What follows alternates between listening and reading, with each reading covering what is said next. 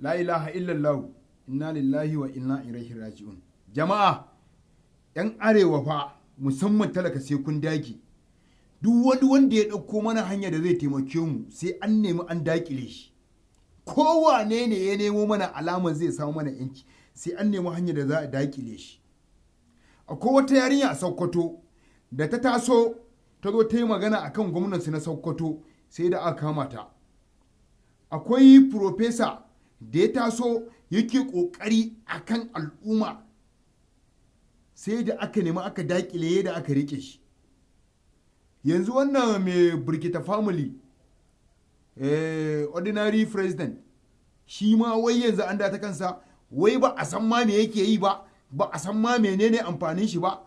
jibo wani wulakanci ba mutumin da abin sa yake duk duniya yana zagaya wai ba a san ma me yake yi ba ma kai ka duba wani rena hankali da rena mutum tunani da rena mutum basirar da Allah ya bashi wai shine za a ce ma wai ba a san ma me yake yi ba to ko da kana sauraro na baka san me yake yi ba wasu kuma dama sun sani kun fahimce ni shi wannan bawan Allah mutum ne da yake idan an zalunce ka idan Allah ya sa ka samu damar da zaka iya zuwa gurin shi zai iya kwato maka haƙƙinka a gurin wanda ya cinye maka haƙƙinka ko da mai kuɗi ne mutumin ko da talaka ne ko da mai rufin asiri ne shi aikinsa kenan ko ɗan wane ne kai ka cinye mutum haƙƙinsa ko da fili ko da gida ko da mota